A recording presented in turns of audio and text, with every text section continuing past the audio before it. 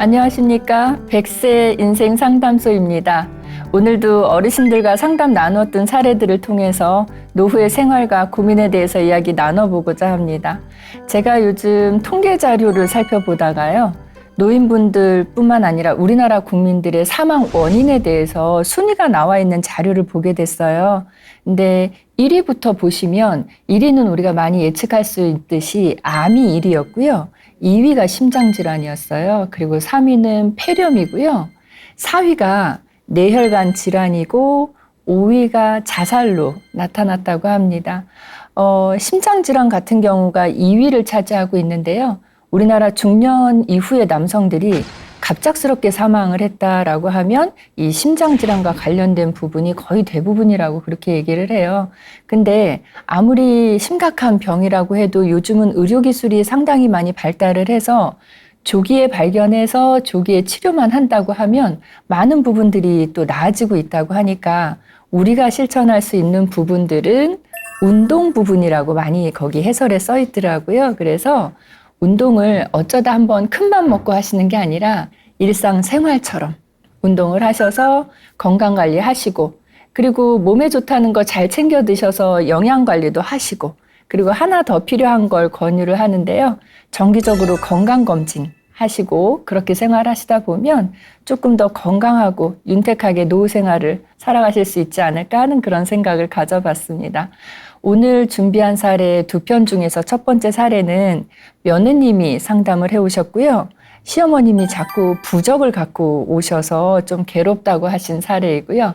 두 번째 사례는 친구의 임종을 앞두고 슬퍼하시는 할아버님의 사례를 준비했습니다. 첫 번째 사례 먼저 말씀드리겠습니다. 상담을 의뢰하신 분은 며느리예요. 근데 이 며느리는 결혼 후에 아이를 둘 낳고 지금 살아가고 있다고 해요. 그래서 남편이 혼자 직장 생활을 해서 경제활동을 하고 며느리는 아이들을 열심히 키우고 이런 모습이라고 합니다. 근데 시어머님이 근처에 같이 가까이에서 생활하고 계시는데 자주 방문을 하신대요. 그냥 반갑게 자주 방문하시면 뭐 그거야 뭐라고 하지 않을 텐데 어머님이 자꾸 오실 때마다 어떤 말씀을 하시냐면 너 때문에 우리 아들 명이 짤댄다. 그러니까 어디 가서 이제 이런 말씀을 들으신 거예요. 그리고 너 때문에 애들이 잘 안 된다더라 이러면서 늘 걱정 어린 말씀을 하시니까 며느리도 이게 한두 번 들은 게 아니라 여러 번 듣다 보니까 진짜 그런가라는 생각에 불안감이 계속 휩싸이게 된다고 이렇게 얘기를 해요. 그래서 어머니 올 때마다 이제 며느님은 마음이 편하지 않고 두근두근한 그런 모습으로 어머님을 맞이하게 되는데 이 댁은 그 남편 되시는 분이 혼자 경제활동을 하시는데 그냥 솔직하게 얘기를 하시더라고요. 한 달에 선생님 실수령액으로 집에 갖고 오는 돈이 한 400-500 정도 돼요.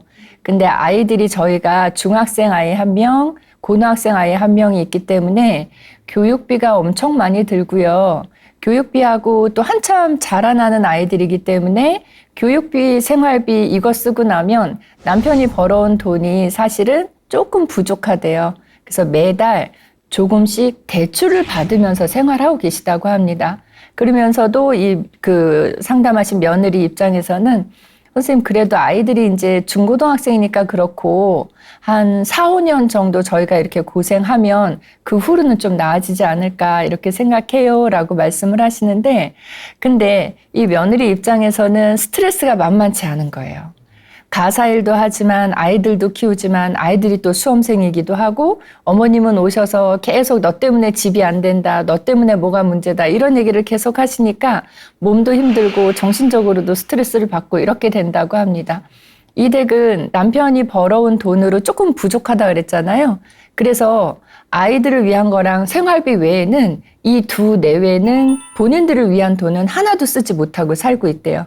그러다 보니까 스트레스 쌓여가는 거는 점점 커지는데 이게 해소가 안 되죠. 근데 남편은 그나마 다행히도 돈이 안 드는 방법으로 스트레스를 해소하고 있다고 합니다. 주말이 되면 혼자서 산에 갔다 오고 혼자 동네에서 자전거 한 바퀴 타고 오고 이렇게 해서 스트레스를 조금이나마 풀고 있는데 이 며느님은 전혀 본인 시간을 가질 수가 없으니까 본인 시간도 못 갖고 본인을 위해 돈도 못 쓰고 하다 보니까 계속 스트레스는 쌓여만 간다고 합니다. 근데 이 며느님은요, 어머님이 오셔서 계속 그렇게 안 좋게 너 때문에 이러이러하다라는 얘기를 할 때마다 그게 아니라고 생각은 들지만 계속 반복적으로 듣다 보니까 이런 생각이 들더래요. 진짜 나 때문에 애들이 잘못되면 어떡하지? 이런 생각. 그러니까 양가 감정이 드는 거예요. 어머님을 거부하고 싶기도 한데 어머님 말이 맞을 수도 있겠다는 생각이 이제쯤은 들기 시작을 했다는 거죠. 그래서 어머님을 쉽게 뿌리치지도 못하고 하는데 어머님이 한 번씩 오실 때마다 이 며느님은 어머님 드시고 가실 수 있도록 식사를 또 정성껏 준비를 하고 또 한 번씩 다녀가실 때마다 또 어르신이니까 용돈도 조금씩 드리고 하다 보니까 지출이 또한 상당한 거예요. 그리고 어머님이 그때마다 부적을 주시면서 이렇게 얘기를 하신대요. 이거 되게 귀하고 비싼 거니까 너 이불 밑에다 깔고 자거라. 너 베개 밑에다가 이렇게 해놓고 자거라. 아니면 너 지갑에 넣고 다니거라. 이렇게 얘기를 하시는데 사실은 며느님은 이거 이제 좀 꺼려지시는데 며느리의 종교가 또 천주교래요. 그러니까 이제 더더욱이 이게 좀 불편한데 왠지 이게 조금 끌리기도 하고 왜 우리가 마음이 약해지면 뭐에라도 의지하고 싶은 마음이 생기잖아요. 그러니까 끌리기도 하고 또 혹시라도 어머님 말씀을 거역했다가 문제가 생기면 다 내 탓이 될 것 같고 그리고 되게 비싼 거라고 하고 그러니까는 함부로 치울 수도 없고 취할 수도 없고 굉장히 난감한 상황인 것 같아요. 그래서 이 며느리가 저 그냥 어머님이 좀 안 오셨으면 좋겠는데 안 오시라고 오지 마시라고 할 수도 없고 오시면 또 이런 일이 생기고 어떻게 해야 될지 모르겠어요. 이렇게 상담을 하셨어요. 제가 볼 때는 우리의 그 며느리 중에서도 할 말은 딱딱 하는 며느리가 있는 반면에 지금 이 며느님처럼 할 말을 잘 안 하는 며느리도 있어요. 어머님이 아무리 오셔서 너 때문에 이러이러할 것이다 라고 너 탓을 이렇게 하셔도 한 번도 부적에 대해서도 또 나를 비난하는 말에 대해서도 한 번도 어머님에게 반박하는 그런 말을 하지 않은 되게 착한 며느리더라고요. 그리고 이제 모든 고민이나 짐을 혼자서 이렇게 끌어안고 가는 그런 타입인 것 같아요. 그러다 보니까 고민은 계속 쌓여가는 것 같습니다. 근데 이제 며느리 마음속에도 아까도 얘기한 것처럼 계속 양가 감정이 왔다 갔다 하는 것 같아요. 내가 나의 신앙으로 봤을 때는 이거를 거절하는 게 맞는데 왠지 끌리더란 말이에요. 근데 그래도 기본적으로는 나는 이거 받아들이기가 좀 어렵습니다. 이런 얘기거든요. 그래서 어떻게 하면 좋아요? 라고 얘기를 하길래 제가 말씀드렸어요. 지금 며느님이 어머님께 하는 걸 보면 참 잘하고 계시기 때문에 그 정도만 하셔도 괜찮을 것 같습니다. 그리고 부적과 관련된 문제, 사실 어머님이 자주 오시는 것 중에 부적과 관련된 문제만 싹 빼면 며느리가 마음이 그렇게 불편할 일은 없거든요. 그러면 어머님하고 사이도 좋고 하니까 그러면 부적과 관련된 거는 우리 좀 미뤄볼까요? 다른 사람한테? 우리 농담처럼 그런 얘기해요. 힘든 일은 남에게. 자, 여기는 아주 남이라고 할 수는 없지만 지금 이 상황에서 많은 일들이 며느님에게 너무 과부하되어 있다는 생각이 들어요. 아이들 키우는 거, 살림하는 거, 또 빠듯한 돈을 가지고 물론 4,500만 원이 빠듯하다는 게 아니라 이 집의 경제 규모, 쓰임새로 봤을 때 그 힘겨운 거를 며느님이 혼자 다 하고 있고 거기다가 어머님 응대하는 거, 부적 관련된 것까지 다 맡아서 하려니까 너무 힘들어요. 그래서 제 생각에는 부적 관련되는 부분만 일단 하나 쏙 빼서 남편에게 좀 미루면 어떨까 이런 말씀을 드렸거든요. 남편분이 어머니 그 부적은 앞으로는 저한테 일임해 주시면 제가 알아서 잘 처리하겠습니다. 이렇게 좀 시원하게 대답을 해주시면 방어막의 역할도 해줄 수 있고 어머님도 사실은 그동안 좀 답답했을 거예요. 내가 며느리한테 그렇게 그냥 그 비싼 부적을 갖다 줬는데 한 번도 어디 표나게 하고 있는 거를 못 본 것 같으니까. 그래서 그렇게 말씀을 드렸고 나중에 이제 재차 상담할 때 제가 들은 얘기인데요. 그 남편 되시는 분이 그 역할을 굉장히 충실하게 잘 하셨대요. 그래서 그 이후로는 어머님이 부적 가지고 오시는 거를 아예 어머님이 보실 수 있도록 현관문 위에다 딱 붙여놓고 또 안방 문 위에다가 딱 붙여놓고 해서 그리고 남편 되시는 분이 본인이 본인 지갑에 넣고 다니고 그리고 본인 차에다가 딱 넣고 다니고 그래서 어머님이 오실 때마다 어머니 보세요. 이거 이렇게 해갖고 우리가 지금 잘 지내고 있는 것 같아요. 어머니 보세요. 내 지갑에도 있어요. 어머니 내 차에도 이거 넣어놨더니 교통사고가 한 번도 없었어요. 이렇게 아예 먼저 선수를 치면서 얘기를 해주니까 어머님도 마음이 조금 누그러지시는 것 같았다고 이렇게 얘기를 합니다. 저는 이 상담 같이 하면서 어떤 생각이 또 하나 아쉬운 점이 있었냐면 우리 어르신들 저희가 상담을 해드릴 때 그 며느리나 아들이나 딸과 상담하면서 어른들은 이러이러하십니다. 조금 이해해 주세요. 조금 양보해 주세요. 이렇게 말씀을 드리는데 사실은 어르신들도 배우시거나 고쳐야 될 부분은 조금 노력하시고 고치셔야 될 것 같거든요. 근데 이 어머님이 저는 잘못했다고 느끼는 게 며느리한테 너 때문에 이렇게 될 거다.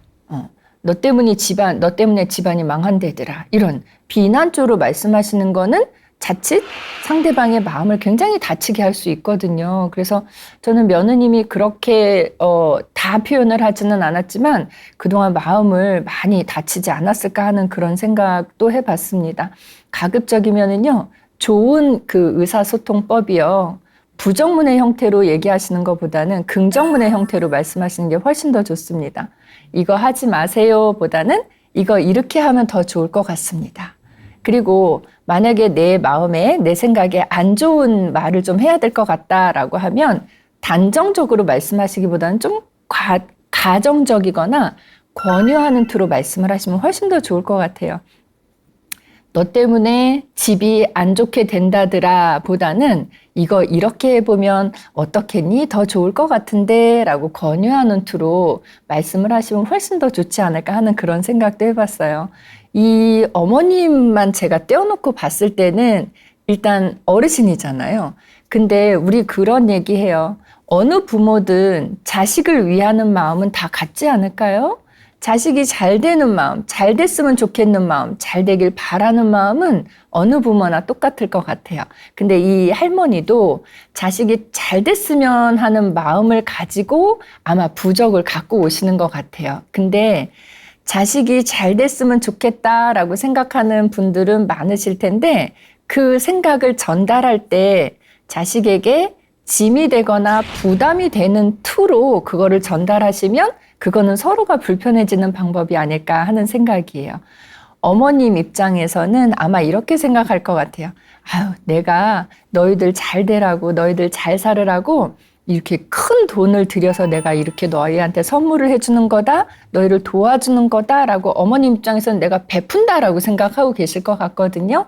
근데 여기서 또 하나 생각해 볼 대목이 뭐냐면 누군가에게 선물을 하거나 도움을 줄 때는 그 사람이 좋아하는 걸 파악해서 그걸로 선물하거나 필요한 걸 파악해서 그걸로 도움을 줘야 돼요. 지금 어머님이 하고 계시는 방법은 그 사람이 좋아하는 걸로 선물을 하거나 그 사람이 필요한 거를 파악한 게 아니라 내가 하고 싶은 대로 하시는 거죠. 이거는 진정한 의미에서 선물이나 도움이라고 표현하기 어렵고요. 그냥 내 하고 싶은 거 속풀이 한다 이렇게 보시면 될 것 같거든요. 그래서 그런 부분들도 조금 주의하시면 어떨까 하는 생각이었습니다.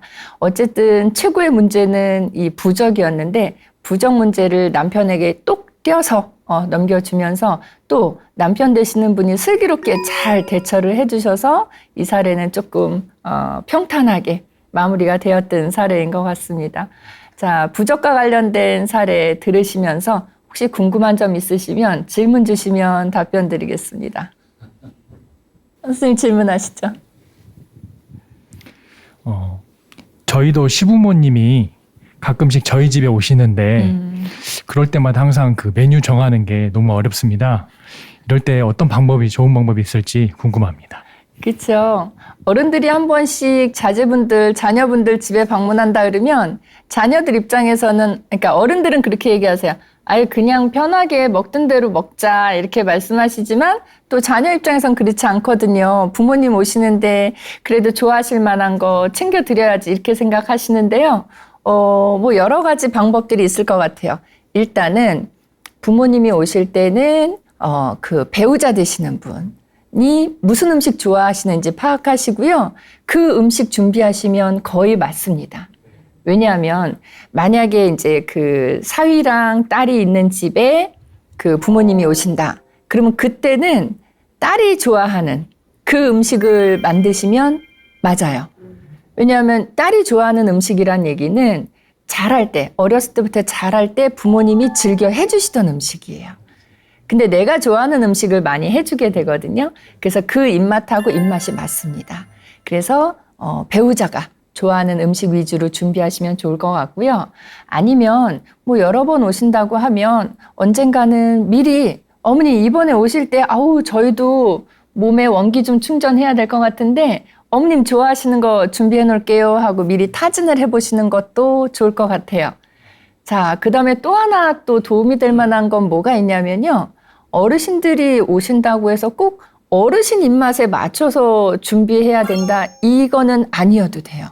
그러니까 무슨 말씀이냐면 어르신들은 친구분들을 만나거나 아니면 어르신 부부 간에 외식을 하거나 밖에서 식사, 이제 모임 같은 데서 하실 때 주로 보면 어르신들이 주로 가시는 데는 무슨 뭐 찌개집이라든가 고깃집이라든가 이런 데 주로 가시거든요. 근데 젊은 사람들이 주로 가는 파스타집이라든가 뭐 이런 데, 그런 아주 핫한데 이런 데는 어르신들이 사실 잘 못 가시거든요.